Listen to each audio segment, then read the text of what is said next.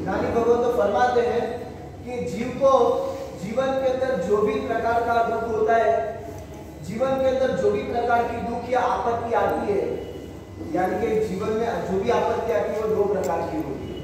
आपको मालूम, आपके जीवन में जो भी प्रकार की दुख तकलीफें होती है वो कितने प्रकार की होती है? मालूम है आपको? जिस दुख से मुक्त होने का आप प्रयास कर रहे हो वो दुख कितने प्रकार के आपको मालूम? वो भी मालूम नहीं तो आप कहां से सुख ढूंढ पाओगे? जीवन में दुख दो प्रकार के हैं, एक शारीरिक और एक मानसिक। ये दो दुख के अंदर में सबसे बड़ा दुख किसमें होता है आपको? सच में मानसिक दुख होता है। आप लोगों ने मानसिक दुख दूर करने के लिए प्रयास क्या किया? तो शास्त्रकार परमश्री फरमाते के दिन हमारा जो अवगुण को दूर करने की बात थी, तो दीन नाम का जो अवगुण है वो मानसिक दुख चल गया। आगे के जो दो अवगुण आएंगे, दीन और मत्सर, ये दोनों प्रकार के अवगुण मानसिक दुख समान है। दीनता क्या है? पर सुख दूसरा दुखी, दूसरे का सुख देखकर दुखी बन जाता है और आपत्ति आती है तब दीन बन जाता है। दूसरे का सुख को देखकर दुखी बनता है और जब जीवन के अंदर आपत्तियां पैदा होती है तब हम दीन बनते हैं। हमारे जीवन में इससे सिवा कुछ होता है? सुख के अंदर लीन और दुख के अंदर दीन बनते हैं, यही हालत है कि उसके सिवा कुछ है। सुख आता है तब हम उसके अंदर दीन बन जाते हैं और दुख आता है तो हम दीन बन जाते हैं। आज परमात्मा की उपासना भी हम करते हैं, मगर भगवान की सच्ची उपासना आपके जीवन में प्रस्तावित हुई है कि नहीं हुई है? ऋषभदेव परमात्मा के जीवन की सत्य घटना है। 400 दिन के उपवास हुए, आप वर्षित करते हो? 400 दिन के परमात्मा को उपवास हुए। 400 दिन के अंदर परमात्मा दिन कितने दिन बने? परमात्मा दुखी हुए थे? परमात्मा की उपासना करो, प्रभु मुझे आपके पास से ये गुण चाहिए। भगवान के पास जाते हैं, सिर्फ 9 के केसर हाथ में, हमारा पुजारी जी ने केसर घिसा है, वो वाटी के अंदर ले लेते हैं, फटाफट 9 की पूजा की, बाहर फूल लेके आए थे, फूल चढ़ा दिया, आगे अक्षर में फल करके हाथ जोड़ के चेतन करके जाते हो।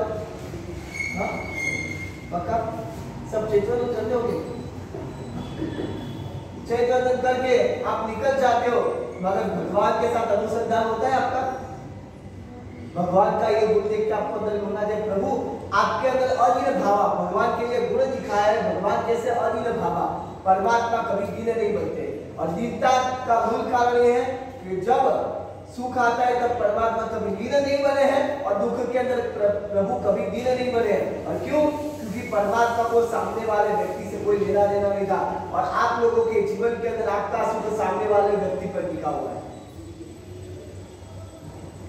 दूसरे का देखा, अगर आपके जीवन के अंदर आपके बचपन से लेकर आज तक आपके बचपन के अंदर आप लोगों ने देखा होगा किसी के पास अच्छी पेन है तो आपने क्या किया? हाँ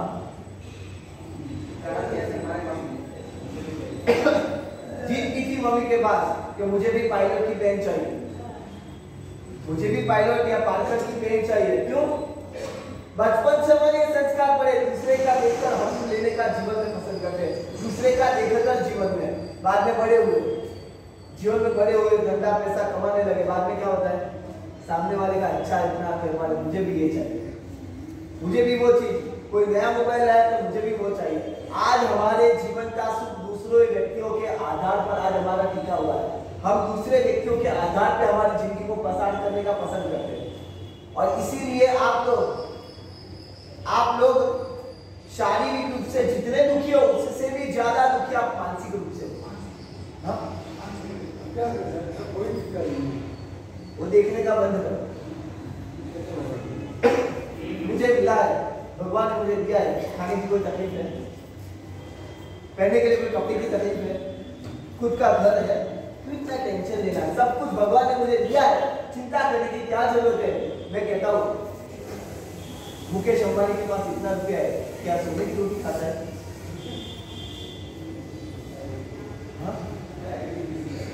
स्टेबिलिटी के लिए। सोने की रोटी खाता है? हाँ? मैं आपको क्या कहता हूँ, सोने की रोटी खाता है? हाँ या ना? नहीं, किसकी खाता है? क्या बात करते हैं, इतना पैसा है तो भी गेहूं की रोटी? हाँ? हाँ? वो भी गेहूं की रोटी खाते? अच्छा, तो आप दूसरे को देख के ऐसे, और वो 2 खाता होगा, आप 4 खाते हो, आप उससे ज्यादा सुखी हो, क्यों दूसरे को देख के जिंदगी जीते? दूसरे को देखकर जिंदगी, यही दीनता का मूल कारण है। आपके जीवन के अंदर जो सबसे बड़ी दीनता पैदा होने का जो मूल कोई कारण है, तो आप दूसरे को देखकर जीवन प्रसार करें, वही कारण से आप जीवन में दुखी होंगे। अदीन भावा, ये दीनता को दूर करोगे तभी अंदर के अंदर, मन के अंदर प्रसन्नता, शांति का एहसास आपके जीवन में हो सकेगा। बाद में कितना भी धर्म करते रहो, मगर में ये अंदर में से सुधार नहीं आया, तब तक कोई लंबा प्रोसेस आपके, यानी कि धर्म अंदर नहीं जा पाएगा। मन आपका स्वस्थ नहीं रहेगा, जब तक मन स्वस्थ नहीं है, धर्म क्रिया करते रहोगे, मगर वो अंदर धर्म प्रसारित नहीं हो सकता है। आज हमारे जीवन की सबसे बड़ी यही है, आज भारत के पूरे विश्व में यही हालत है कि आज आपको ये सिखाया कि कॉलेज में भी नहीं जाता है। आपके जीवन की सबसे बड़ी दर्दनाक घटना यही होती है कि आप दूसरे के व्यक्तियों के जीवन के आधार पर आपका जीवन प्रसार करना चाहते हैं और इसीलिए दुखी बन जाते हो। दीनता आपके जीवन में आ जाती है। कभी भी जीवन में कोई भी प्रकार का कष्ट आए तो दिन नहीं बनता है, और सुख आए तो नींद नहीं बनता है। ये जीवन में आ जाएगा ना, तो आप हर जगह पे प्रसन्नता, जीवन में शांति महसूस कर पाओगे।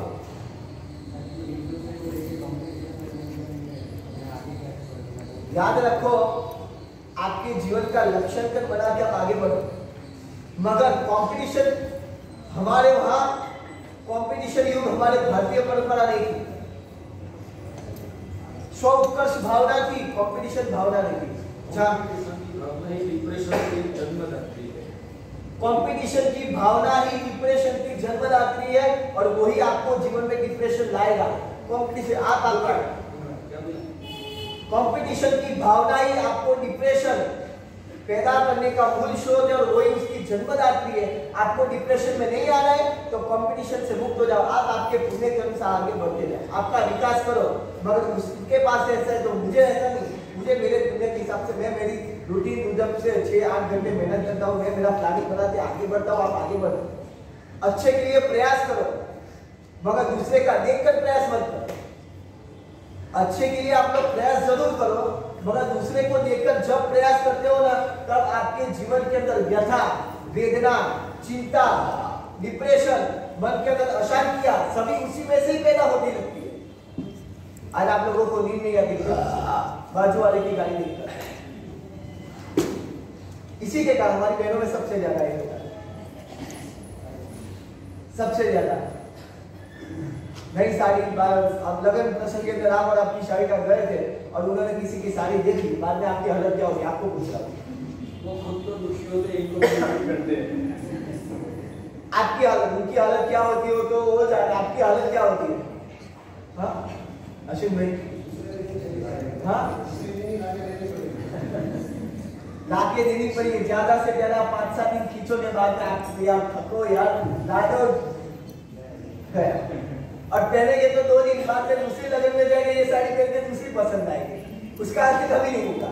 यानी हम दूसरे का देखकर जीवन प्रसार करते हैं, उसी से ही दुखी होते हैं। सुख ढूंढने की चीज नहीं, गुरुदेव ने बोला था प्रकट करने की चीज, ऐसे प्रकट होता है, ऐसे अंदर से प्रकट होता है। अंदर में से ये जो कचरा, मैं आपको आपने कभी डायमंड देखा है? डायमंड कैसे बनता है? आप कच्चा डायमंड, कच्चा वो मटेरियल आता है, पीस आता है, इसमें से डायमंड कैसे बनाते हैं? उसके अंदर कुछ नया नया डालते रहते हैं, उसमें से पैदा होता है। ऐसा खाने की चीज हमारा साहेब लेसर से उसको पहले देख लेते हैं, स्कैनिंग करते हैं, उसमें लेसर से कहाँ कैसे कौन सा भाग है वो कचरा निकाल लेते हैं, ऑटोमेटिक डायमंड पैदा हो जाता है। सुख वैसी चीज है, आपके मन में भरा हुआ कचरा निकाल दो, सुख ऑटोमेटिक रत्न डायमंड पैदा हो जाएगा। वो ढूंढने की चीज नहीं है, मुझे को सुनना मेरा टाइम हो चुका है। तो दीनता, अदीन भावा भगवान का गुण है, और दीनता यही शुद्धता का लक्षण है। बात के अंदर आगे आएगा मत्सर। मत्सर क्या चीज है? उस विषय में आगे बढ़ेंगे। ये दीनता ही हम लोगों को, आपको डायमंड अंदर का सुख का डायमंड पैदा करना है तो सबसे पहले ये काम करो, आपके अंदर में जो दीनता का कचरा है दूसरे का सुख को लेकर जलना और बस आपत्ति के अंदर दुखी होना, उसमें से मुक्ति कैसे बनना, आगे दीनता के तरफ आगे आगे देखते हैं।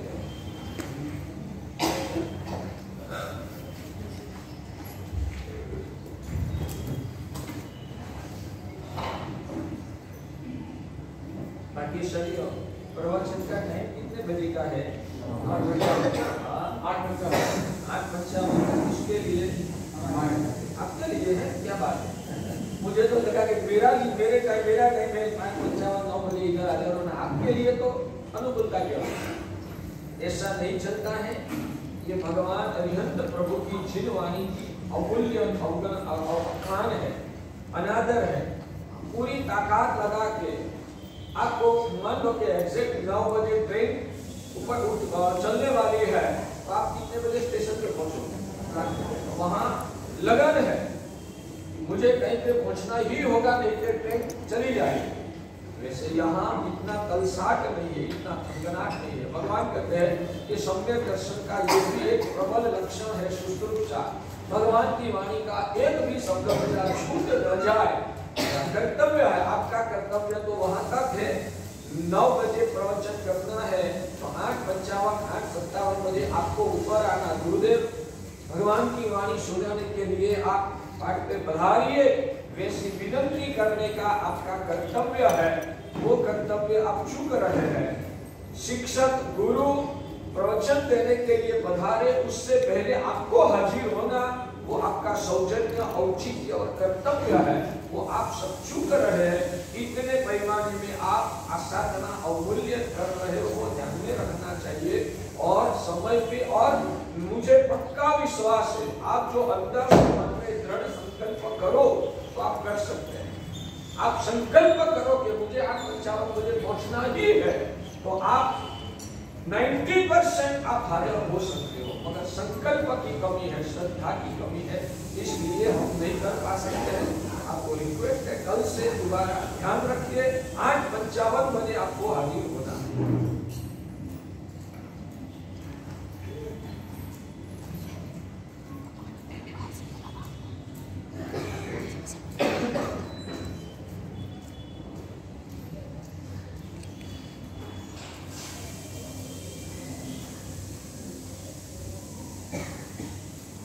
सम्यक् दर्शन शुद्धम यो ज्ञानम विरतिमेव शक्नोति दुःख निमित्तमपीदं तेन सुलभं भवति प्रति शरीर अनंतकारी परम करुणा सागर तारक देवादिदेव तीर्थंकर भगवंतों ने जगत के जीव मात्र के कल्याण के लिए धर्म शासन की स्थापना की है। मैत्रेयादि भावों की पराकाष्ठा पर पहुंचे हुए देवादिदेव भगवान अरिहंत प्रभु ने इस विश्व के एकेंद्रिय से लेकर पंचेंद्रिय तक, निगोद से लेकर अनंतर विमानवासी तक, सूक्ष्म और बादर, त्रस और स्थावर, ऐसे सभी जीवात्माओं के प्रति प्रभु ने पराकाष्ठा का प्रेम किया है। जीव मात्र के प्रति पराकाष्ठा का प्रेम करना वो ही तीर्थंकर पद की प्राप्ति का मूल है। दोबारा बोलो, विश्व के एक भी जीव को हृदय में से बाकात नहीं रखना है। सूक्ष्म बादर, त्रस स्थावर, निगोद से लेकर अनंत विमानवासी तक, पुण्यवान या तो निष्पुण्य, ऐसे सभी जीवात्माओं के प्रति हृदय से निष्कारण वात्सल्य बहाना, पराकाष्ठा का प्रेम को उजागर करना, वो जीव मात्र के प्रति प्रेम करना, वो ही तीर्थंकर पद का मूल हेतु है भाग्य से। और संसार में, भौतिक जगत में भी कितना भी आपको पुण्य चाहिए, उस पुण्य का सबसे बड़ा स्रोत क्या है? भगवान कहते हैं दूसरे जीवात्माओं को प्रेम करते रहो, आपका पुण्य बढ़ता रहेगा। दूसरे जीवात्माओं को निस्वार्थ भाव से प्रेम करते रहो। सिर्फ प्रेम करना है, सहाय करना वो तो उसका उसका फलस्वरूप है। सिर्फ हृदय से सभी जीवात्माओं का जीवत्व को हृदय में रखकर प्रेम करना है। स्वार्थ भाव से प्रेम करोगे उसमें तो दंभिकता है। ये मेरा परिवार वाले लोग मुझे हमेशा सहाय करते हैं, मेरा है, उसमें ममत्व की भावना से प्रेम करो, वो सच्चा प्रेम नहीं है, वो तो अंदर का एक प्रकार का दम्भ है। स्वार्थ जनित प्रेम की यह बात नहीं है। निस्वार्थ भाव से प्रेम करो, वो पुण्य का मूल स्रोत है। भाग्यशाली, मेरा प्रश्न है, आज तक आपने निस्वार्थ भाव से कितने जीवात्माओं को प्रेम किया है? जैन शासन पाने के बाद सबसे पहली जो शुरुआत हमें यहाँ से करना है कि जीव मात्र में जीवत्व का दर्शन करना और जीवत्व का दर्शन करके उन जीवात्माओं को प्रेम करना। भाग्यशाली, मैत्री शब्द आपने सुना है। मैत्री शब्द की व्याख्या क्या है? मैत्री किसको कहते हैं? आपको किसके प्रति मैत्री है? मैत्री शब्द की व्याख्या आप जानते हो या नहीं जानते हो? मैत्री किसको कही जाती है?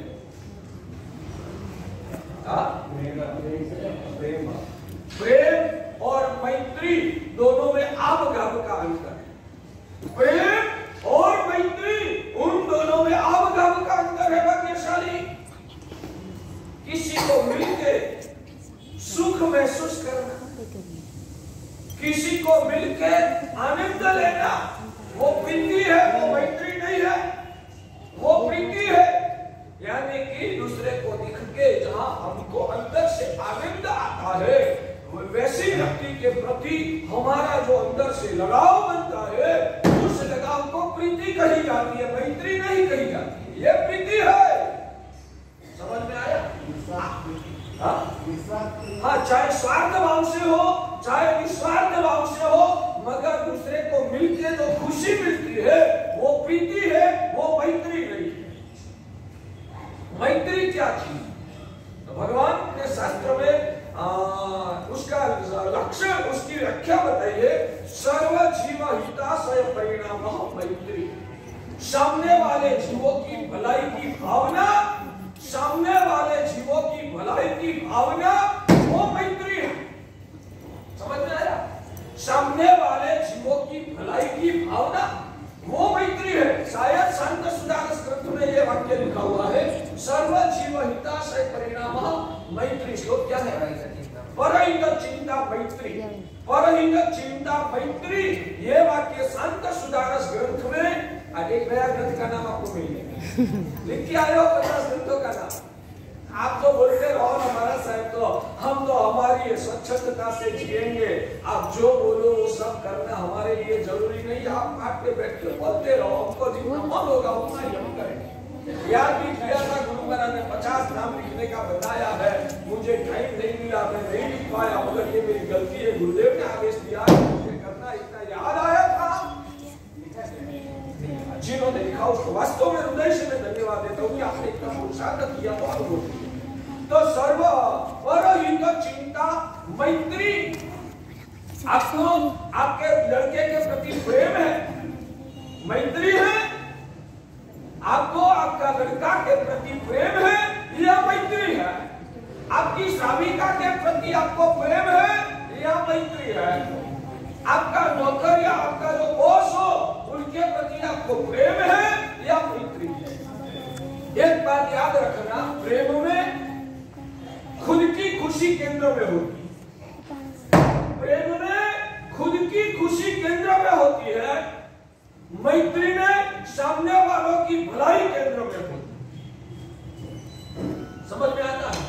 प्रेम में मेरी खुशी है तब तक उनके प्रति प्रेम रहेगा, मेरी खुशी उनके प्रति नहीं है तब उनके प्रति का प्रेम टूट जाएगा। प्रेम में खुद की खुशी की प्रधानता, केंद्र में खुद की खुशी होती है। प्रेम में प्रशस्त है या प्रशस्त है वो दूसरे नंबर पे, अभी सिर्फ प्रेम की व्याख्या करें। प्रेम में खुद की खुशी ही केंद्र में होती है। इसलिए जब तक उनकी ओर से मुझे सुख खुशी मिलता है तब तक उनके प्रति लगाव रहेगा। जब उनकी ओर से मुझे खुशी नहीं मिल रही है, मेरी अनुकूलता का पोषण नहीं होता है, जब उनकी ओर से खुद को खुशी आपकी प्रीति है वो नीचे उतरने लगेगी, गिरेगी, कब होती रहेगी? सही बात, प्रीति में ये होगा। मैत्री क्या चीज है? मैत्री में खुद की खुशी की कोई प्रधानता नहीं होती है, उनकी भलाई की भावना की प्रबलता होती है, उनका कल्याण होना चाहिए, उनका भविष्य उज्जवला होना चाहिए, वो भावना अंदर में रहती है। इस भावधारा को भगवान ने मैत्री कहा है। आज तक आप लोगों ने ये गड़बड़ किया, प्रीति और मैत्री दोनों का भेद क्या चीज है वो आपने कभी सोचा भी नहीं है। मैत्री और प्रीति में आप लोगों ने गड़बड़ किया। बहुलता है, जहां भौतिक प्रीति है वहां स्वार्थ, जहां भौतिक प्रीति है वहां स्वार्थ है, लोकोत्तर प्रीति है वहां स्वार्थ नहीं होता है, वहां हृदय की निर्मलता होती है। जैसे कि देवादिदेव भगवान के प्रति प्रीति है, उसमें भी जो भौतिक का केंद्र में होगी तो स्वार्थ भाव आ जाएगा। भगवान आपको किस वजह से अच्छे लगते हैं बागेश्वरी, आप लोगों को बोल रहा हूं। यहाँ ये छोटी छोटी बातों में हम बहुत गलती करते हैं। मेरा आपसे प्रश्न है कि आपको भगवान क्यों अच्छे लग रहे हैं? भगवान अच्छे क्यों लगते हैं आप लोगों को? क्या भगवान के प्रति सही मायने में आप लोगों को प्रीति बनी है? बनी है?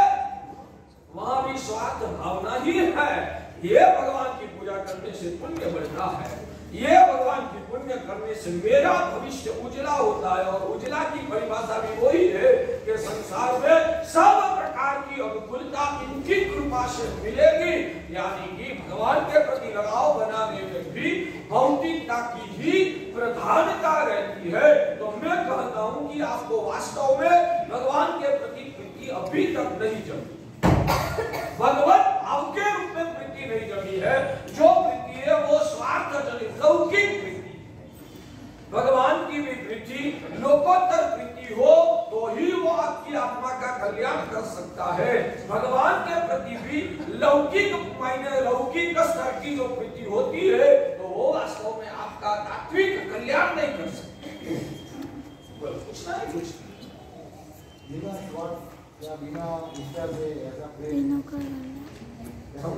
संभव है वही भगवान ने ये बताया होगा ना, संभव नहीं है तो भगवान दया प्रभु ने कैसे बताया होगा? यानी कि अनंत काल से आप लोगों ने विकृत प्रीति को ही पोषण दिया है, इसलिए कभी भी आपने महसूस नहीं किया है और मोह के भार के नीचे आप डटे हुए हैं ना, इसलिए आपको ये असंभव लगता है। आनंद महाराजा को देखो, मोहम्मद जी महाराजा को देखो, ज्ञान विमल सूरी जी महाराज, मान विजय जी महाराज को देखो, उन्होंने जो अपने शब्दों में भगवान का स्वरूप को व्यक्त किया है, उसमें जो प्रेम को दिखाया है, वो देख के लगेगा कि कोई जगह पर उनको कोई भौतिक मोह पाया नहीं, सिर्फ भगवान का गुण वैभव, भगवान की पवित्रता, भगवान की लोकोत्तम दशा, वो दशा अंदर से इतनी अच्छी लग रही है, उस वजह से भगवान के प्रति खिंचाव हो रहा है, उसमें कोई भौतिक भावना का अंश भी टच नहीं।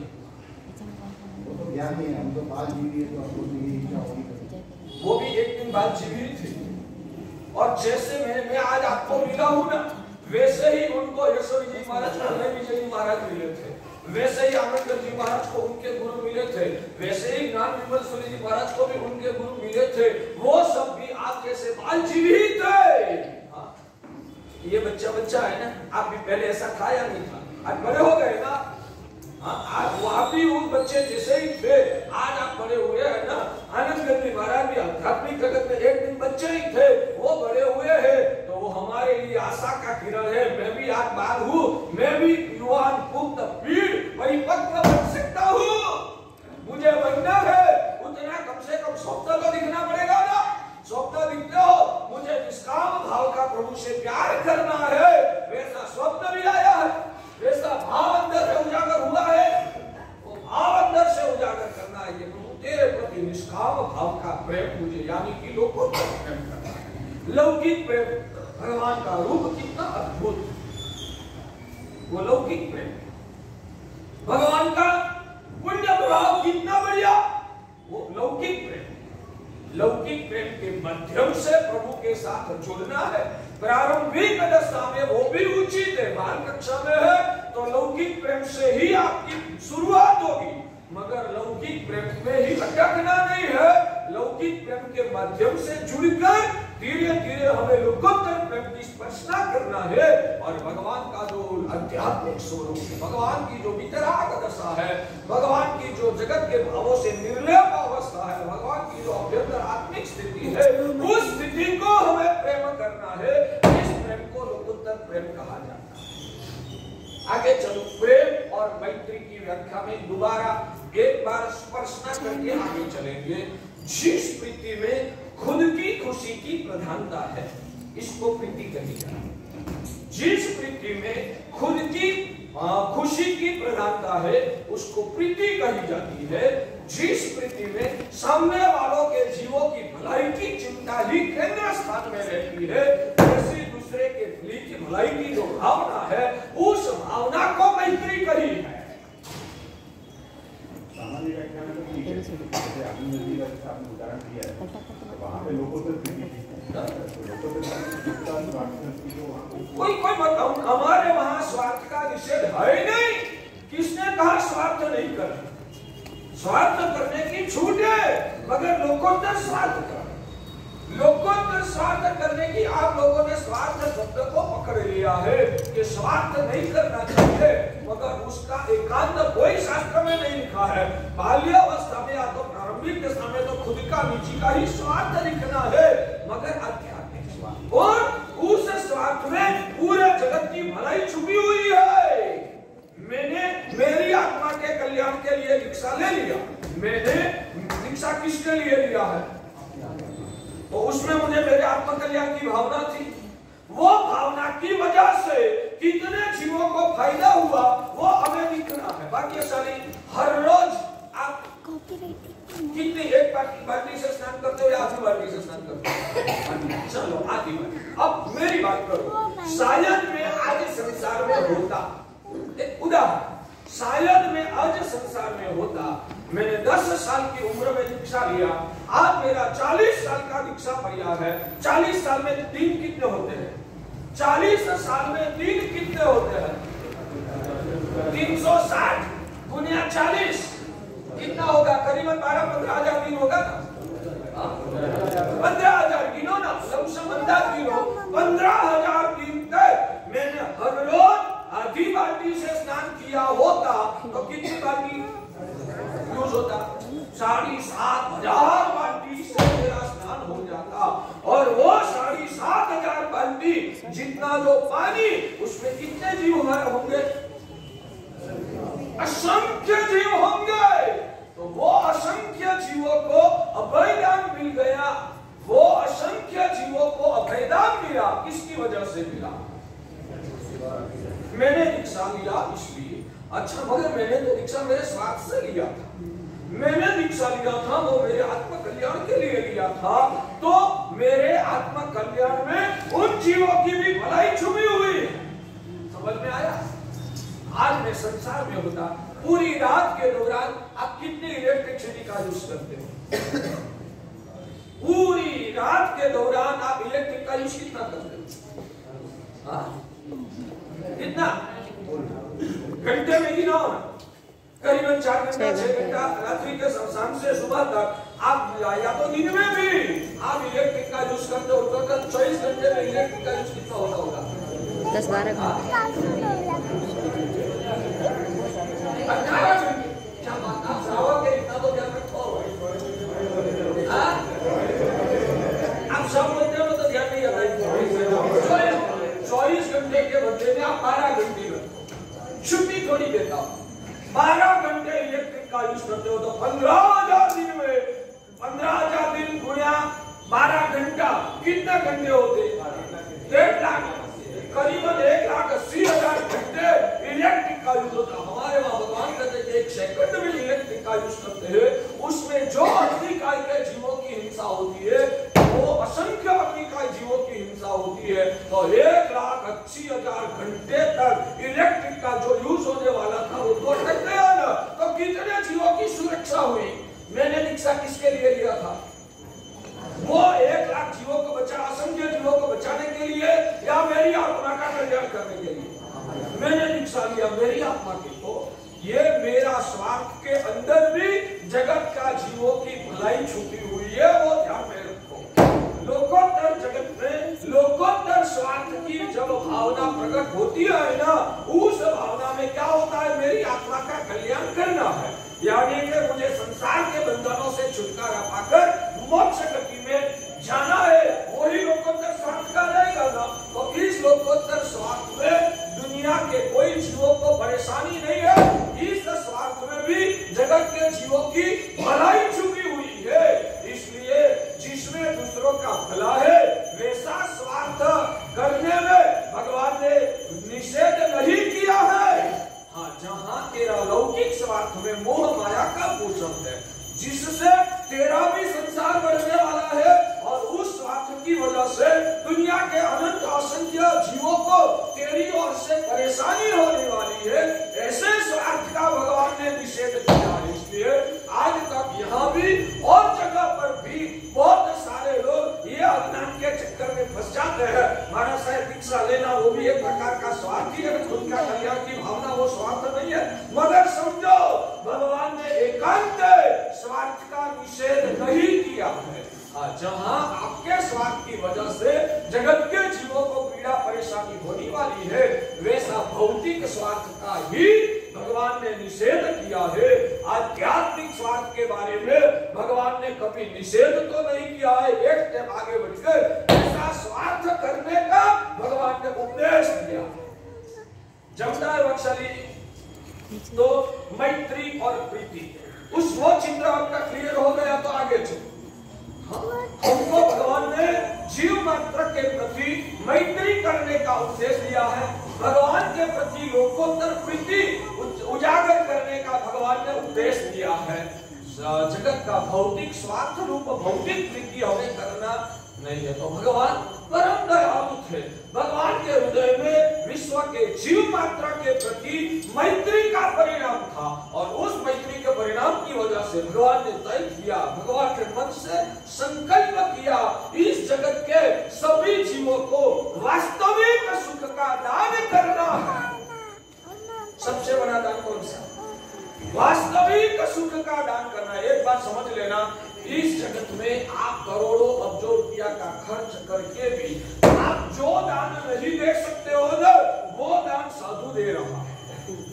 इस जगत में आप लोग सिर्फ भौतिक दृष्टि से घिरे हुए हैं ना, इसलिए आपको तो भौतिक प्रक्रिया ही नजर में आती है, लोकोत्तर प्रक्रिया दिखने की आपकी दृष्टि अभी भी खुली भी नहीं है। सच में बताइए, यहाँ सबसे ज्यादा दान करने वाला कौन? आपके बेंगलोर में शायद कोई व्यक्ति हर साल करोड़ों रुपया का दान देता होगा। यहाँ चर्चा होगी, आपके अपने पेट में से भी कोई व्यक्ति ने 1 करोड़ रुपया का, 2 करोड़ रुपया का, 5 करोड़ रुपया का दान दे दिया ना, तो साल भर लोग याद करेंगे, हाँ वो पुण्यात्मा ने 5 करोड़ का दान दे दिया, 5 करोड़ का दान दे दिया, 5 करोड़ का दान दे दिया, पूरे बाजार में बात चलेगी। ये साधु जगत के जीवों को जो ज्ञान का दान देते हैं, अध्यात्म मार्ग का दान देते हैं, भगवान के साथ प्रीति बनवाकर उनकी आत्मा का उत्थान करते हैं, उसकी बात कभी भी बाजार में चलती है कि हमारे धर्म गुरु इस जगत पर कितना उपकार करते हैं, वो बात चलती है। दिमाग में नहीं आता, इसलिए मैं आपके दिमाग में ये भी बोल रहा हूँ कि इस भावना से आध्यात्मिक नजर से आप दिखो तो आपको लगेगा कि जैन साधु विश्व के पर जो उपकार कर रहा है ना, वैसा उपकार कोई नहीं कर सकता। अच्छा, मेरा एक प्रश्न है, मान लो कि अभी बाढ़ आई, बहुत विश्व में आज रोगों का, दुखों का आक्रमण हुआ है और गरीबी की वजह से बहुत सारे लोग भूखे पड़ते हैं, बहुत सारे हजारों लाखों लोग भूख से भूखे मर रहे हैं। इसलिए हमने मान लो कि यहाँ टेंट व्यक्तियों ने टेंट, भाई यहाँ ठीक करना है, भूखे लोगों तक भोजन, कपड़ा वगैरह पहुंचाना है। और आप लोग में से कोई लिखाएंगे मेरा 51 लाख रुपया लिख लो, कोई लिखाएंगे मेरा 5 लाख लिख लो, कोई लिखाएंगे मेरा 11 लाख लिख लो, 50 करोड़ रुपया की इनकम हो गई। किसकी वजह से? भूखों के लिए हुई, किसकी वजह से हुई वो मैं पूछ रहा हूं, किसकी वजह से? हम एक रुपया भी नहीं देने वाले, 1 रुपया भी नहीं देने वाले, हमारी वजह से 50 करोड़ की उपज होती है। सही बात। किसकी वजह से? यहां मैं आया ही नहीं होता तो व्याख्यान होता, मैं आया ही नहीं होता तो व्याख्यान होता, व्याख्यान नहीं होता तो एक ही दृष्टि लोग काम करते, घर घर में जाके जो करते तो 50 करोड़ हो जाती। तो ये 50 करोड़ की इनकम हुई तो किसकी वजह से? तो जो साधु 1 रुपया भी नहीं रखता, जो साधु कोई कुत्ता को भी रोटी नहीं देता, वैसे साधु की वजह से 50 करोड़ रुपए का दान की गंगा बनी। समझ में आता है? यानी कि जैन साधु का इस जगत में क्या महत्व है ना, आप समझो। और नास्तिक लोग होते हैं जिनको धर्म को खत्म ही करना है ना, वैसे लोग आपके वहां नेगेटिव प्रचार करते हैं और आप लोगों के पास समझदारी तो है ही नहीं, इसलिए आप उस चक्कर में फंस जाते हो। साधु तो मुफ्त में बैठे बैठे रोटी क्या आपके घर में आके भीख मांगते हैं, ऐसे लोग हैं। मुझे पता है आपके कान तक ये बात आज नहीं आई है तो कल आएगी, उससे पहले आपको सजाग होना है। हाँ मजूरी, हाँ हॉस्पिटल में देखो आप, दूसरे संत होते हैं तो हॉस्पिटल में जाके गरीबों को कितनी संभाल लेते हैं। आपके साधु तो ऊपर से के 4 कोने में से बाहर भी नहीं निकलते। आपका साधु का जिनसा समाज के लिए क्या योगदान है? मैं आपसे पूछूं, जैन साधु का समाज के लिए क्या योगदान? जैन साधु का समाज का उत्थान के लिए, समाज को टिकाने के लिए, समाज की उन्नति के लिए जैन साधु का योगदान क्या है? जैन शासन को संभालने से क्या फायदा? समाज दुखी है तो समाज की संभाल करना जरूरी है या शासन को संभालना जरूरी है? समाज के लिए मेरा प्रश्न है कि साधु का योगदान क्या? समाज के लिए साधु का योगदान क्या है? कोई साधु क्या करता? हाँ, आप एक फैक्ट्री खोलोगे ना तो 50, 100, 150, 200 लोगों को आजीविका मिलेगी। आप एक फैक्ट्री खोलोगे ना तो भी शायद 100, 200 लोगों को आजीविका मिल जाएगी। 200 लोगों को नौकरी दोगे ना तो हर घर दिन 4 लोग गिनो ना 800 लोगों को रोजी रोटी मिल जाएगी। फैक्ट्री खोलो कोई तो समाज के ऊपर उपकार होगा। ऐसे जुआन जो लोग थे, कोई समाज का काम करना नहीं है और ये उपास के कमरे में बैठकर मैं भगवान की माला गिनोगे, समाज को क्या फायदा होगा? साधु का आज के समय में कोई योगदान नहीं है। साधु भी उपयोगी व्यक्तित्व है। सही बात है ना? नहीं, पहले मैं पूर्व भूमिका ही करता हूँ, बाद में जवाब देने। मैं कहता हूँ कि हमारा जैन साधु जो है ना वो क्राइम मुक्त समाज का निर्माण करता है। जैन साधु जो है वो क्राइम मुक्त समाज का निर्माण करता है। उससे बड़ी समाज की सेवा क्या हो सकती है? क्राइम मुक्त समाज, आतंकवाद फैलाना, दुराचार करना, हाँ, हत्या खूनामर्दी करना, हाँ, वो सब बॉम्बार्डिंग करना, आत्महत्या करना, खून खराबा करना, वो सब जिसको क्राइम कहते हैं, हमारे जैन साधु की छाया में आया हुआ एक भी व्यक्ति कभी भी क्राइम नहीं करेगा। उनका दिमाग ही क्राइम मुक्त हो जाएगा। जैन साधु समाज क्राइम मुक्त समाज का निर्माण करता है। यानी कि सरकार का जो स्वप्न होता है ना, सही मायने में जो राजा है प्रजा का भलाई करने वाला, उनको जैन साधु जितना सपोर्ट करता है ना, उतना सपोर्ट इस विश्व में कोई नहीं करता है। जमता है मेरी बात? अन्य धर्म के साधु भी करते। जैन साधु जितना करता है उतना कोई, जैन साधु जितना करता है उतना कोई नहीं।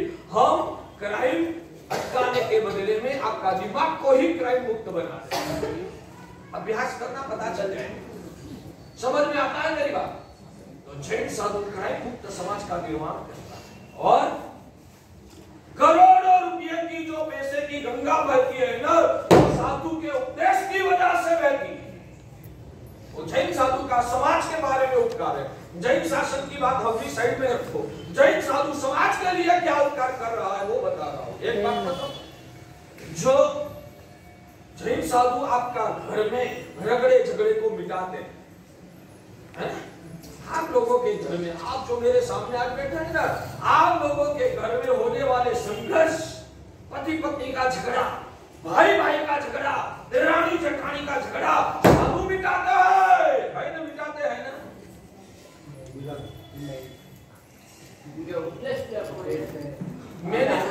कैसे मिटाते हैं वैसा मैंने नहीं पूछा, मिटाते हैं जो मेरी बात होती।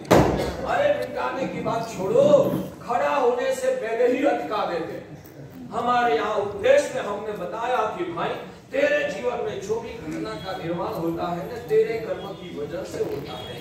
तूने पिछले जन्म में कोई पाप कर्म का किया होगा, इसलिए तुझे ऐसा पति मिला है। समता से सहन कर ले, तेरा कर्म क्षीण हो जाएगा।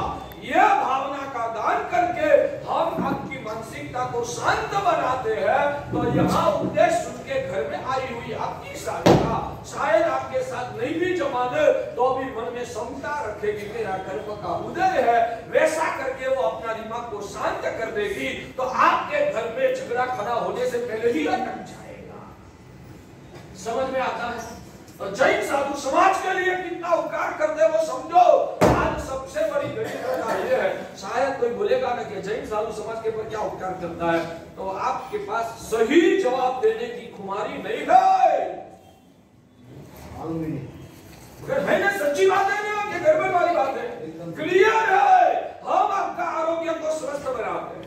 हम कहते हैं खाने पीने की आसक्ति को छोड़ो, होटल में जाना पाप है। आप लोगों को लगता है हमारा साहब तो धर्म की बात कर रहे हैं, मगर प्रैक्टिकल परिस्थिति में कहो तो होटल में जो भी आपको फास्ट फूड वगैरह मिलता है ना, वो आपकी हेल्थ को नुकसान पहुंचाता है। हम कहते हैं कि अनमिल, हम कहते हैं कि रात्रि भोजन का त्याग करो, हम कहते हैं कि कम से कम हर रोज प्रयास न करो 2 टाइम खाना। आयुर्वेद में भी कहा है, आयुर्वेद में स्पष्ट लिखा है, बार बार हर घंटे 2 घंटे, हर घंटे 2 घंटे में खाना वो आपकी हेल्थ के लिए हानिकारक है। एक बार खाया, बाद में हो सके मिनिमम 3 घंटा और आगे बढ़कर 6 घंटा तक आपको बीच में कुछ खाना नहीं है, तो पुराना जो खाया वो हजम हो जाएगा और हेल्थ अच्छी रहेगी। हम आपको व्यासना की प्रेरणा करते हैं, हम आपको आयुर्वेद की प्रेरणा करते हैं, हम आपको रात्रि भोजन त्याग की प्रेरणा करते हैं, 8म 14 के दिन हम उपवास करने की प्रेरणा करते हैं। तो वो हमेशा नियमित रूप से भगवान की आज्ञा के अनुसार पालन करने वाला शायद निकाचित कोई पूर्वकृत कर्म को छोड़ के वो अपनी गलती से कभी भी बीमार नहीं पड़ता है। तो आपकी हेल्थ को भी अच्छी रखने का काम उपदेश के माध्यम से हम लोग कर रहे हैं। कुछ दावा हो, मेरी बात नहीं जम रही हो, आपको कोई मन में प्रश्न हो तो बताइए। तो जैन साधु समाज के ऊपर जो उपकार कर रहा है ना, वैसा उपकार इस जगत में हम जो कभी लोग भी नहीं कर सकते हैं। प्रैक्टिकल सामाजिक उपकार की बात करता हूँ, आध्यात्मिक उपकार तो उससे भी ऊंचे की बात है, वो बाद में चर्चा करेंगे। अभी कम से कम इतना समझ में आए कि जैन साधु की वजह से हमारा समाज सुखी है। जैन समाज की वजह से आज विश्व व्यवस्था टिकी हुई है। आज समाज में जो भी सदाचार जितने थोड़े कुछ पैमाने में टिका है, तो वो जैन साधु की वजह से टिका है। मंजूर है? बोलो, जैन साधु सिर्फ जिन शासन को ही सेवा करते हैं या जैन साधु समाज की भी कल्याण करते हैं? बोलो तो सही, थोड़ा तो रिस्पॉन्स दो यार।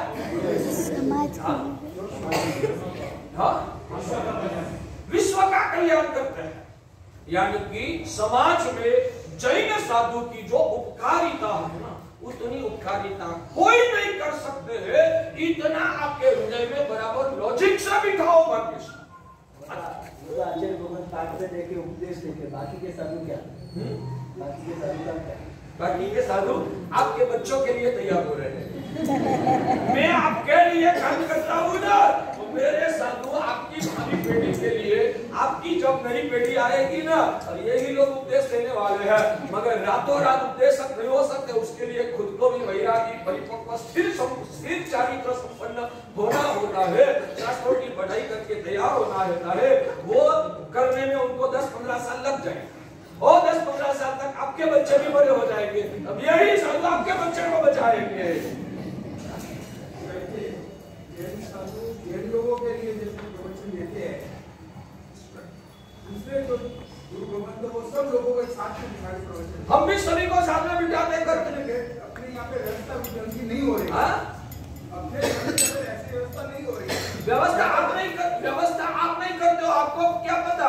हम गांव-गांव जाते हैं, स्कूलों में प्रवचन करते हैं, गांव के चौराहे में प्रवचन करते हैं। वहां तक मैं बात कहूं, हमारे ये जो यहाँ बैठे साध्वी जी है ना, वो साध्वी जी ये खुद ये साध्वी जी की बात करता हूँ। यहाँ जैनों का एक भी घर खुला नहीं है, वहां चौमासा करते हैं। की बात नहीं है। सुनो सुनो, ध्यान से सुनो, आप इधर ध्यान रखो। ये साध्वी जी जो यशोवर्धना जी है ना, उनकी बात करता हूँ। ऐसे तो और भी मेरे समुदाय में साध्वी लिया है कि जो जहां गांव में एक भी जैन का घर ना हो, वैसे गांव में चौमासा करना, और ध्यान रखना उस चौमासे में रसोड़े की गोचरी नहीं लेना।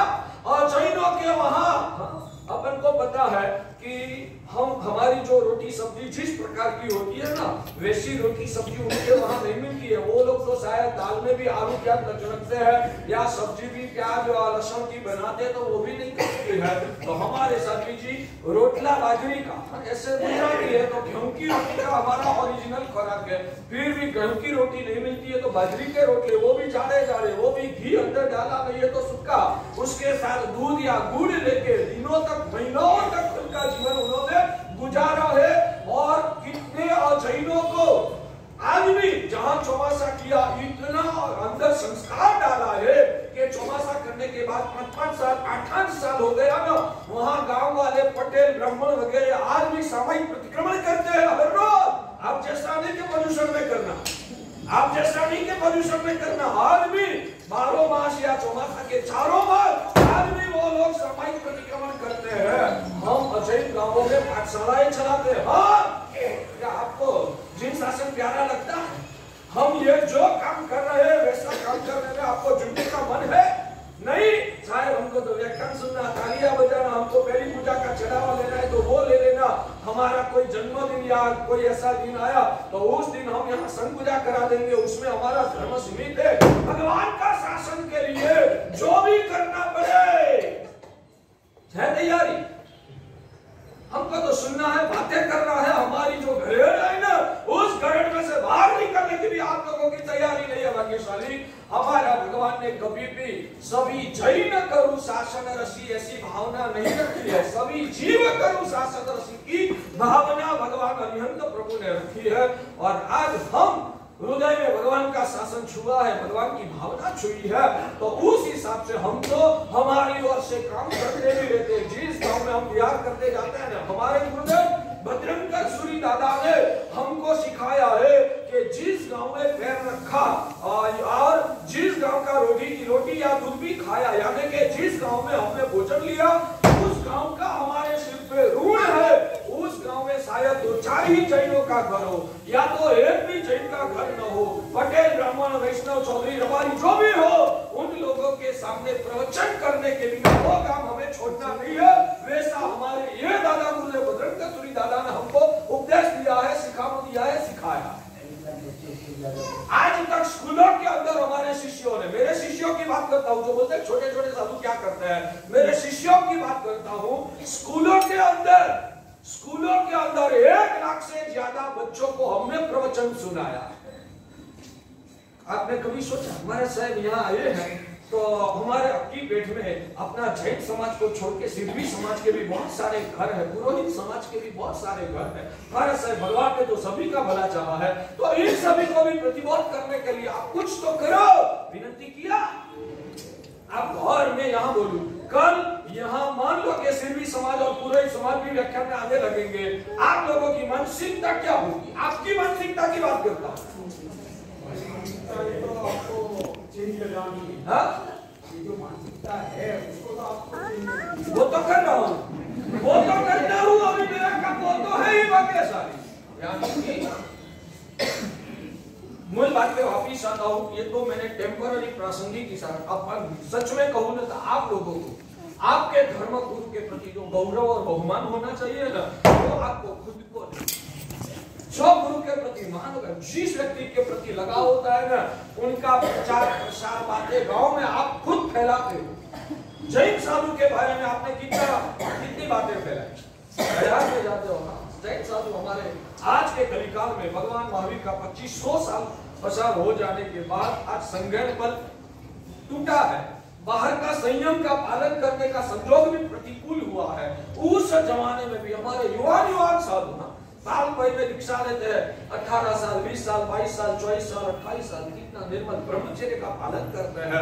वो कितना पूरे दिन स्वाध्याय में मशगूल रहते हैं, नहीं टीवी देखते, नहीं मोबाइल पर टच करते हैं, नहीं गर्मी में भी पंखे का यूज करते हैं, नहीं एसी का यूज करते हैं। कितने हमारे पवित्र साधु की परंपरा भगवान महावीर की परंपरा में हमको मिली है। हमारे साधु कैसे होते हैं? कभी आपने समाज में बात फैलाने का कोशिश किया? आपको खुद को ही अंदर में गौरव और बहुमान नहीं है, आप ये साधु संस्था का गौरव बाहर दुनिया में कैसे फैला पाओगे? ठीक है, अब सुधरना इसलिए कि मैं ये बता रहा हूँ जैन साधु समाज के ऊपर जो कार्य करता है, आज के जमाने में सबसे बड़ी पर्यावरण का प्रॉब्लम, पर्यावरण की वजह से सब लोग सारा फैलता है। जैन साधु जो पर्यावरण की रक्षा करता है ना, ऐसी पर्यावरण की रक्षा इस जगत में कौन करता है बताइए? पर्यावरण वो वर्तमान आधुनिक जमाने का सबसे बड़ा यक्ष प्रश्न है। पर्यावरण वो वर्तमान आधुनिक जमाने में सबसे बड़ा यक्ष प्रश्न है।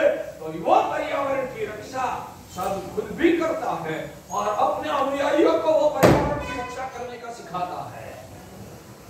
समझ में आता है? तो कम से कम इतना, आपको कोई प्रश्न है तो जरूर प्रश्न मेरे सामने रख सकते हो, मगर अंदर से आवाज आपको आनी चाहिए कि हमारा जैन साधु पूरे समाज के लिए जो काम करता है, हमारा जैन साधु जो शासन की समाज की सेवा और रक्षा करता है, वैसी रक्षा जैन साधु जितनी और इस दुनिया में कोई नहीं कर सकता है। ऐसा आवाज आपकी नाभि में से निकलना चाहिए। पर्यावरण का पॉल्यूशन कैसे बढ़ता है वो बोलो? गाड़ी, ट्रेन उसका धुआं निकालेंगे तो पर्यावरण की रक्षा होगी ना, उसका धुआं निकालेंगे तो पर्यावरण की रक्षा होगी। हमारे साधु को पता है, आपके अंदर से बता रहा हूँ, हमने तो दीक्षा हमारा आत्मा का कल्याण के लिए लिया है मुख्य रूप से, वो अलग बात। आपके अंदर से बताता हूँ कि वो सब चीजों का उपयोग करने से, गाड़ी ट्रेन वगैरह का उपयोग करने से पॉल्यूशन बढ़ता है या पॉल्यूशन कम होता है? जो उससे पॉल्यूशन बढ़ता है तो हमारा साधु कभी ऐसी गाड़ियों का यूज नहीं करता। इलेक्ट्रिसिटी का यूज करने से पॉल्यूशन बढ़ता है या कम होता है? बढ़ता है ना। तो हमारा साधु इलेक्ट्रिसिटी का कभी यूज नहीं करता। मोबाइल का यूज करने से पॉल्यूशन बढ़ता है या घटता है? तो हमारा साधु कभी भी मोबाइल का यूज नहीं करते हैं। ये बिल्डिंग बड़े बड़े सीमेंट कंक्रीट के बिल्डिंग बनाने से पॉल्यूशन बढ़ता है या घटता है? बढ़ता है या घटता है? तो हमारे साधु कभी अपना ऐसे बिल्डिंग वगैरह नहीं बनाते। पानी में तालाब, सरोवर, वो क्या बोलते हैं, स्विमिंग पूल वगैरह में स्नान करने से, या तो गोवा वगैरह क्या बोलते हैं, बीच पर जाके स्नान वगैरह करने से बाह्य पॉल्यूशन भी बढ़ता है, दिमाग का पॉल्यूशन भी बढ़ जाता है, दिमाग का भी पॉल्यूशन बढ़ता है। तो हमारा साधु बीच पर कभी जाके स्नान नहीं करता।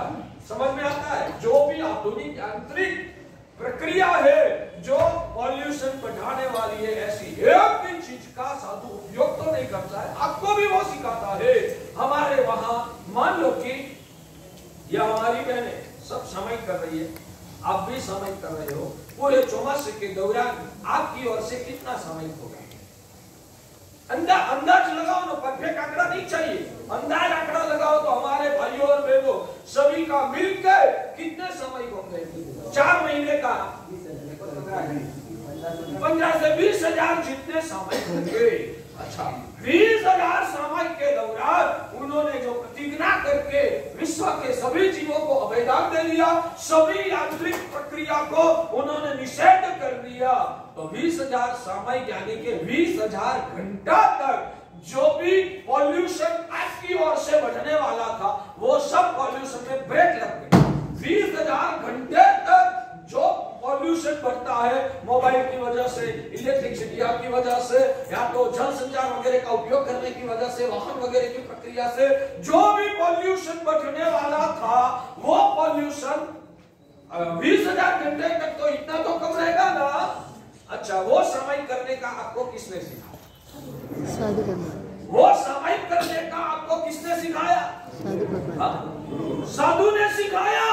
तो ये साधु उपाश्रय में बैठकर भी पॉल्यूशन को कितना कंट्रोल करने का काम कर रहा है, आप सोचो तो सही।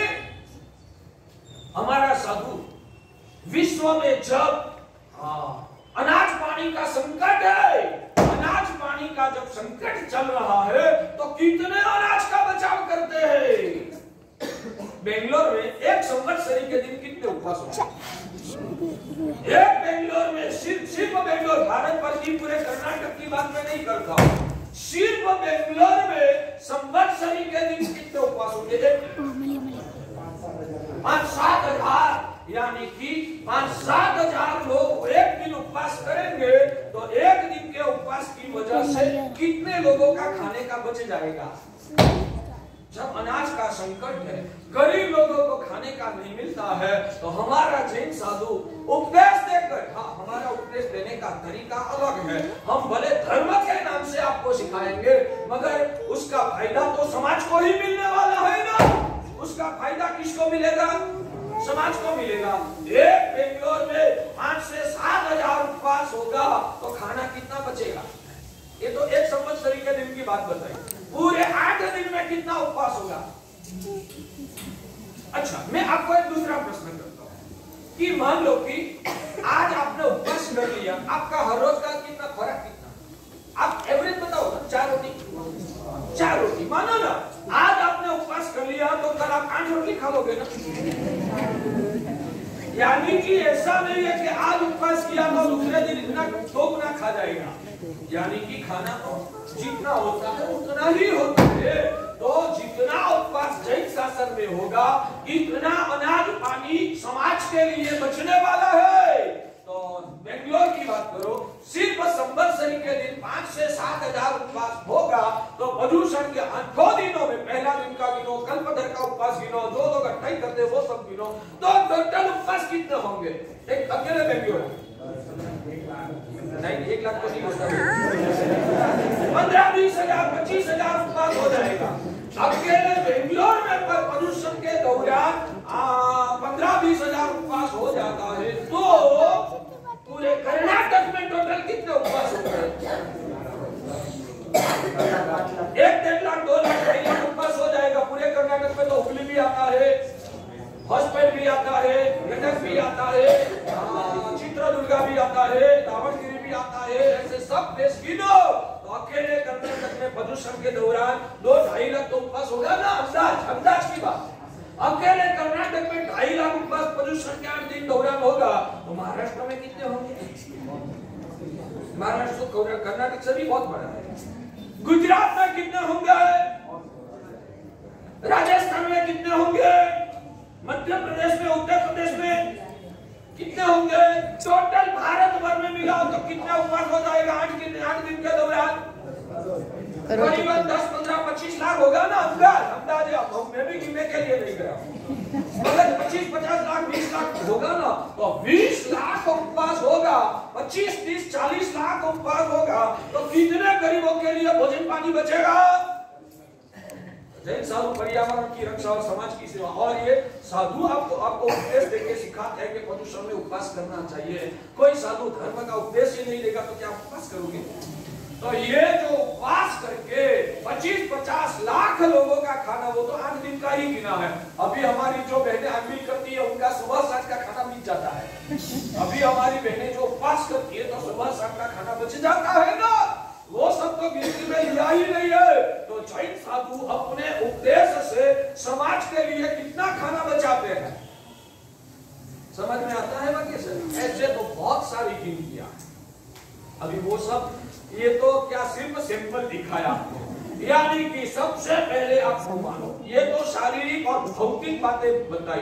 बाकी मानसिक रूप से जैन साधु आपको जो समाधि देता है, आपको डिप्रेशन आने से बचाता है। मैं दावा करके कहता हूँ, दावा करके नार्को टेस्ट कराना है तो कराना, जो भी टेस्टिंग कराना है डॉक्टर के पास जाके आपका चेकअप कराओ। जो लोग हमेशा जीनवाणी का श्रवण करता है, धर्म गुरु की छाया का सेवन करता है, उन लोगों को एक पल्ले में रखो। जो लोग कभी साधु साध्वी के पास जाते ही नहीं है, उन लोगों को दूसरे पल्ले में रखो। सभी का टेस्टिंग करा के डिप्रेशन कितने लोगों को है जो साधु के पास जाते हैं, उसमें से डिप्रेशन वाले कितने, और जो लोग साधु के पास जाते ही नहीं है उसमें से डिप्रेशन वाले कितने, और परसेंटेज निकालोगे तो परसेंटेज इस साइड कितना आएगा, उस साइड कितना आएगा।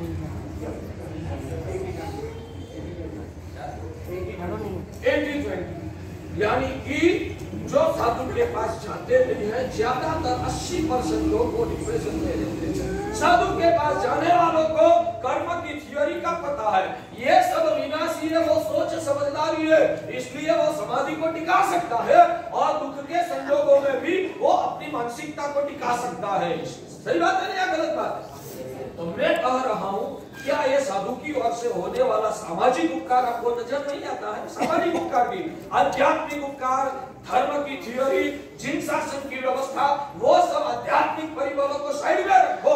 सामाजिक रूप से ये साधु आपके पर कितना उपकार करता है, सामाजिक उपकार कितना साधु की ओर से आपको हो रहा है, गौरव होना चाहिए और समाज को बताना चाहिए कि हमारे साधु समाज के पर सामाजिक उपकार कितना करता है। समझ में आता है? कुछ पूछना है बाकी? 10 ऊपर 5 बज गए। मूल विषय तो रह जाता है कि सच्ची सुख की परिभाषा क्या है, वो समझना है। मगर वो बात बताने से पहले दूसरी तीसरी बातें, हाँ मगर वो सब आवश्यक है, ये सब आपको समझना आवश्यक है। शासन के साथ जुड़ाव रखने के लिए, अपना संस्कार और अपनी संस्कृति को जीवन में टिकाने के लिए ये सब प्रकार की वास्तविकताओं की समझ होना भी आपके लिए बहुत जरूरी है। साधु क्या करना है? आपका बुढ़ापा की व्यवस्था करना है। आपका बुढ़ापा की व्यवस्था साधु करना है। आज के जमाने में बुढ़ापे में बच्चे, आपका स्वाभाविक है, कैसा बोलते हैं, चिड़ियापन आ जाता है। उम्र होती है तो चिड़ियापन आएगा ही, वो स्वाभाविक कुदरती नियम, वो कुदरती नियम है कि स्वाभाविक आपके बुढ़ापा में चिड़ियापन आपको भी आएगा, मुझे भी आएगा। मुझे कम आने की संभावना है क्योंकि मैंने बाल्यकाल से भगवान का शासन का तत्व को पिया है, मैंने मेरी आत्मा को इतना मजबूत बनाने का कोशिश किया है, इसलिए आप लोगों के पैमाने में 10% भी नहीं 5% संभावना होगी मेरा भी स्वभाव चिड़िया हो सकता है। 5% आप लोगों को 80-90% चिड़िया बनाने की संभावना है, वास्तविकता है। और युवा पीढ़ी को भी वो समझ के रखना चाहिए कि उम्र बढ़ेगी तो ये सब हो सकता है। तो मेरी बात यह है कि आपका जब चिड़ियापन आएगा ना, तब आपका खुद का लड़का आपका तिरस्कार करेगा। आपको जब बुढ़ापा आएगा ना, तब आपका खुद का लड़का लड़की पुत्र वधु आपका अपमान करेगा, आपको मानसिक पीड़ा देगा। सही बात है ना? स्वाभाविक कुदरती संसार की विचित्रता है। उस विचित्रता में साधु शिविर वगैरह करके आपकी नई पीढ़ी के बाल बच्चों को संस्कार देके, माता पिता और दादा दादी का भी सम्मान करना, उनको भी मानसिक रूप से सहायता देना, उनकी सेवा करना, वैसा जब संस्कार देते हैं ना, तब वो बच्चे आपका विनय करते हैं, बच्चे आपकी सेवा करते हैं, तो बुढ़ापा में भी आपको समाधि मिलती है। तो आपकी बुढ़ापा की समाधि की व्यवस्था हम लोग कर रहे हैं। क्या ये एक प्रकार की सामाजिक सेवा आपको नहीं लग रही है? यह सामाजिक सेवा नहीं है तो क्या है? इसलिए कभी भी अज्ञान और मूर्खता से साधु तो समाज से पर हो गए हैं। हमारा समाज की उनको कोई चिंता नहीं है। महाराज साहेब तो बस आत्मा की बात करते हैं, समाज की कोई चिंता नहीं। ऐसा शायद आपने कभी बोला हो या आपके अव्यक्त मन में ऐसी कोई सोच अंदर में भरी हुई हो ना, तो आज उस सोच का प्रक्षालन कर देना है और श्रद्धा से मानो। ये मैं क्यों बताता हूँ? सब एंगल से हम समाज से जरूर पर है, हम अंदर से आध्यात्मिक रूप से समाज से बहुत पर हो गए हैं, फिर भी समाज का कल्याण के लिए हम प्रतिक्षण प्रतिबद्ध हैं। आपको पता है हरिभद्र सुरीश्वर जी महाराजा ने जो भी ग्रंथ लिखे हैं ना, हरिभद्र सुरीश्वर जी महाराजा ने 1444 ग्रंथों की रचना किया है। हर ग्रंथ के अंत में उन्होंने लिखा है कि ये ग्रंथ ज्ञान की उपासना या जिन शासन की आराधना करने से मुझे जो भी पुण्य हुआ है वो मेरा पुण्य समाज के कल्याण में हो जाए, मुझे उस पुण्य का कोई फायदा नहीं चाहिए। हरिभद्र सुरीश्वर जी महाराज ने जो प्रभु की भक्ति किया, जो चारित्र की आराधना किया, जो ज्ञान की उपासना किया, अंत में हर ग्रंथ में लिखते हैं कि ये जो मैंने ज्ञान दर्शन चारित्र की उपासना किया है, उससे जो भी शुद्धि प्रकट होने वाली है, उस शुद्धि का मैं आदर करता हूँ, यानी कि मेरी आत्मा की शुद्धि और राग द्वेष का क्षय हो।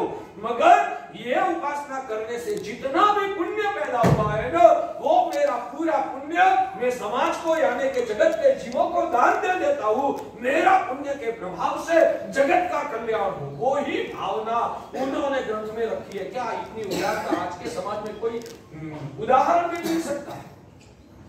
तो तो जैन साधु समाज के लिए क्या करता है, आज का मूल विषय वही रहा। लक्ष्य तो आज पे आया तब तो वही लेके आया था कि कितने दिनों से बात चलती है कि सच्चा सुख का स्वरूप समझाना है, तो आज तो वो बात करूंगा ऐसा सोच के आया था, मगर विषय डाइवर्ट हो गया। शायद भगवान को आज के दिन में आपको ये ज्ञान देने का मंजूर लगा होगा, तो भगवान ने मेरे मुंह से आज ये बुलाया है, तो आप कम से कम इतना दिमाग में अंदर रोम रोम में उतार कि नहीं, हमारे साधु भगवान जो है वो पूरा समाज का कल्याण करने वाला है। वो भावना से साधु संतों के प्रति गौरव और बहुमान भाव आपका बैठाने की आप कोशिश कीजिए।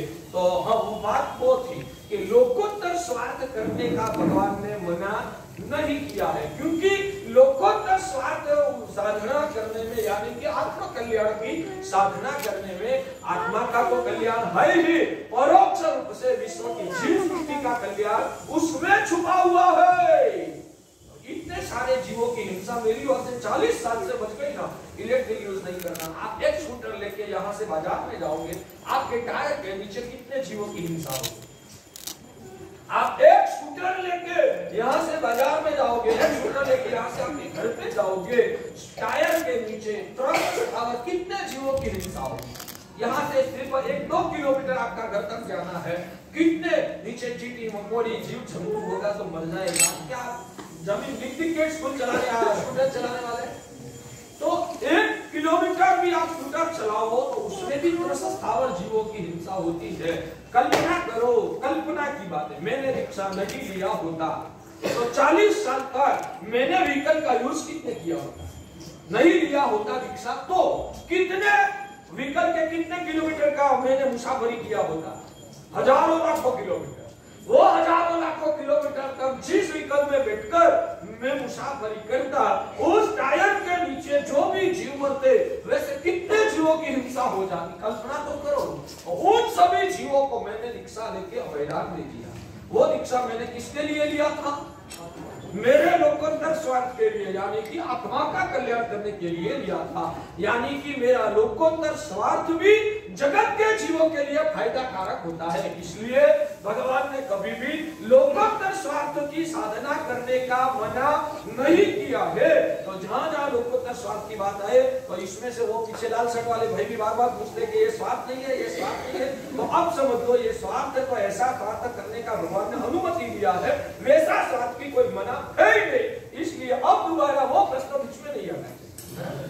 तो भगवान अरिहंत प्रभु ने सच्चा सुख जगत के जीव मात्र को दिलाने के लिए जो धर्म की स्थापना की, उसके केंद्र में सुख का स्वरूप, सुख का लक्ष्य और सुख का उपाय को जो क्लियर शास्त्र में बताया है ना, वो सुख का वास्तविक स्वरूप क्या है।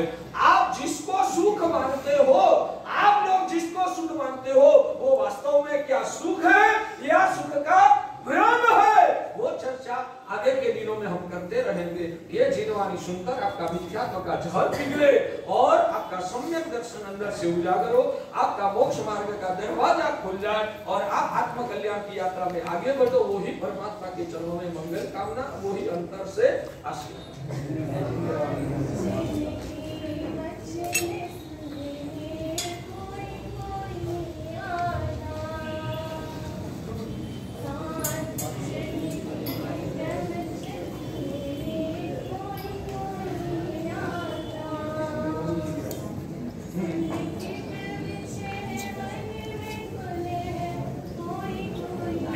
आज बहनों की शिविर दोपहर में कितने बजे है? 2 बजे बहनों की शिविर है। बहनों को खास ये शिविर का लाभ लेने की खास भलामण है।